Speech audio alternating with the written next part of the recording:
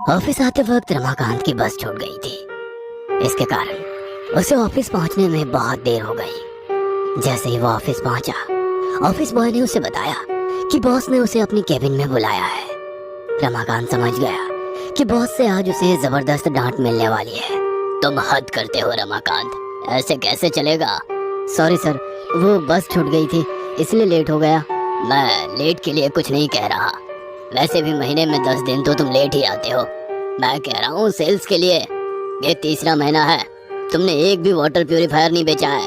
देखो, मैं इस तरह मुफ्त में तुम्हें सैलरी नहीं दे सकता। नहीं सर, मैंने तो 3 प्यूरिफायर।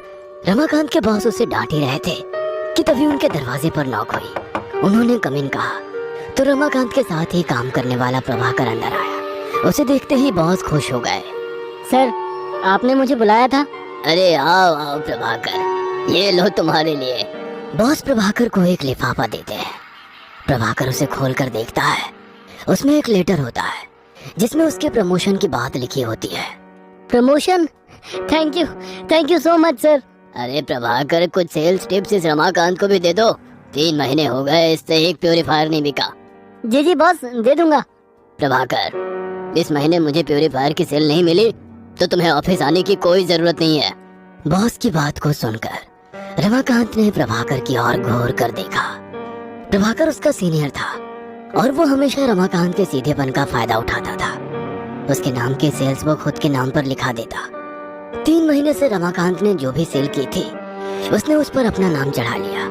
वह बॉस से उसकी शिकायत नहीं कर सकता था क्योंकि बॉस प्रभाकर को बहुत इंटेलिजेंट समझते थे और उसे बुद्धू।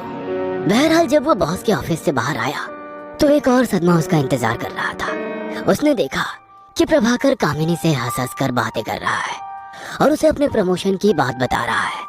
अरे बहुत बहुत मुबारक हो प्रभाकर सर, आप तो सच में कमाल हैं। अरे कमाल वमाल कुछ नहीं है कामिनी, बस मेहनत करता हूँ, बाकी सब ऊपर वाले के हाथ में है। अच्छा कामिनी, अगर तुम आज फ्री हो तो हम शाम को कॉफी पीने चले?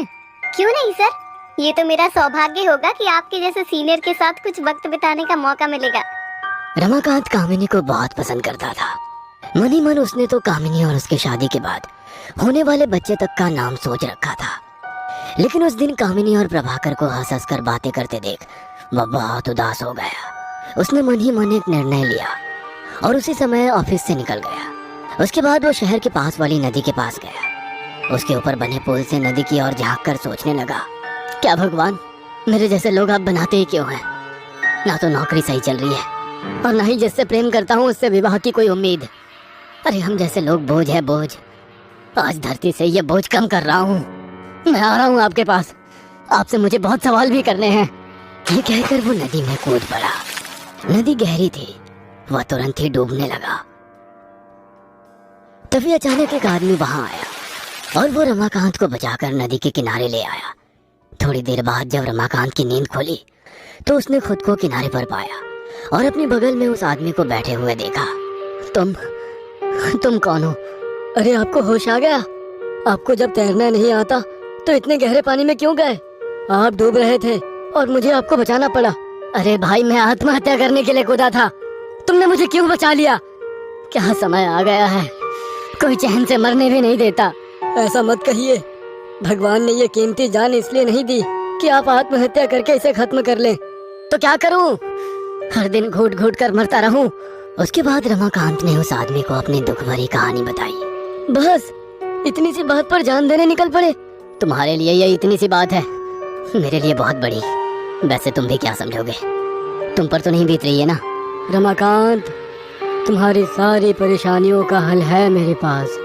उसके बाद उस आदमी ने एक डायरी और पेन निकाला। उसे देखकर रमाकांत ने कहा, अरे भाई, तुम भी कोई सेल्समैन हो क्या जो डायरी और पेन बेचते हो? ये कोई मामूली डायरी और पेन नहीं है, ये जादुई है। इसके हर एक पन्ने पर तुम एक विश लिख सकते हो। जैसे ही तुम वो विश लिखोगे तुम्हारी वो विश पूरी हो जाएगी। अरे भाई, सुबह से कोई नहीं मिला है क्या तुम्हें? देखो, मैं पहले से ही बहुत परेशान हूँ, प्लीज मुझे छोड़ दो। रमाकांत, मैं झूठ नहीं बोल रहा, एक बार लिख कर तो देखो विश। रमाकांत को विश्वास तो नहीं था, लेकिन फिर भी उसने पहली विश उस डायरी पर यह लिखी कि उसे 10,000 रुपए मिल जाए। जैसे ही उसने विश लिखी उसके हाथ में 10,000 रुपए आ गए। उसे अपनी आंखों पर भरोसा नहीं हो रहा था। थोड़ी देर तक वो उन नोटों को देखता रहा। फिर उस आदमी से पूछा, तुम क्या कोई जादूगर हो? नहीं, मैं जादूगर नहीं, जिन्न हूँ। तुम फिर से शुरू हो गए। भला जिन्न भी कहीं ऐसे होते हैं? होते हैं रमाकांत, हम किसी का भी रूप धारण कर सकते हैं। वैसे अब तो तुम्हें विश्वास हो गया ना कि ये जादुई डायरी और पेन है जो तुम्हारी हर विश को पूरी कर सकता है? हाँ हाँ, ठीक है, फिर आज से ये तुम्हारा हुआ। तुम इसके हर एक पन्ने पर अलग अलग विश लिखो, उसे पूरी करो और खुश रहो। लेकिन क्या? लेकिन ये कि अब से मैं तुम्हारे पास ही रहूंगा।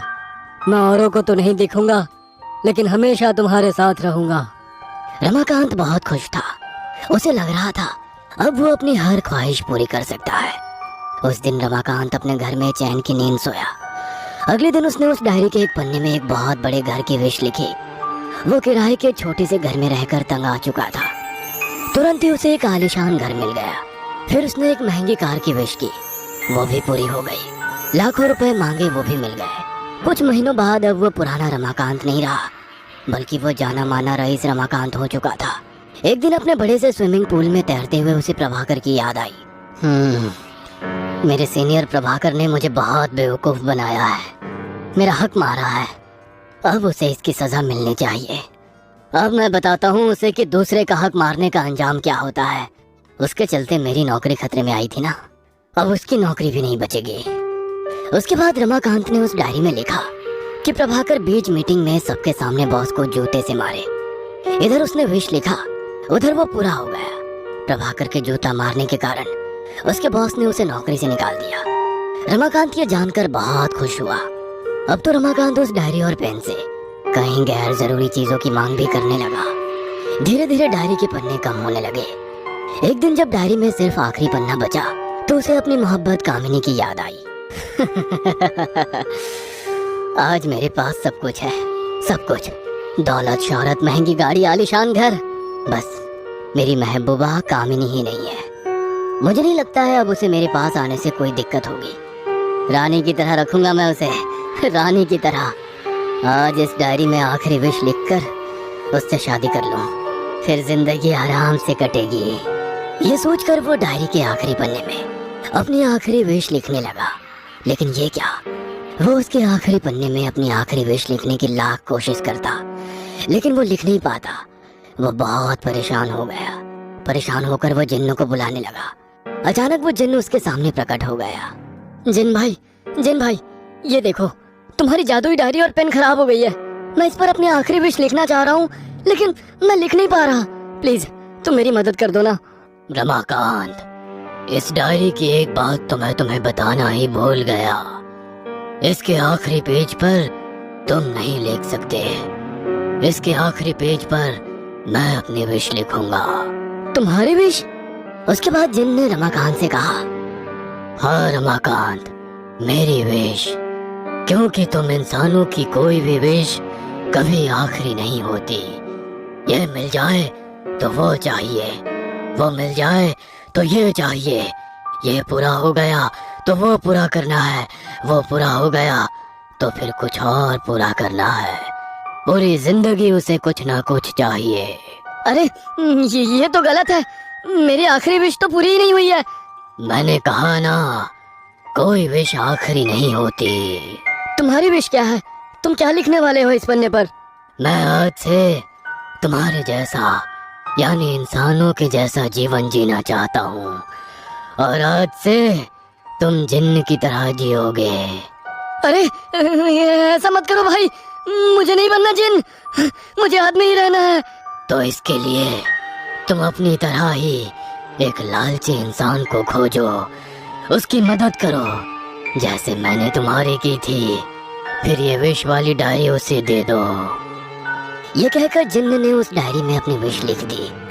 उसके बाद वह इंसान में तब्दील हो गया और रमाकांत जिन्न में। रमाकांत के लालच और आखिरी विश की चाहत ने उससे उसका सब कुछ छीन लिया।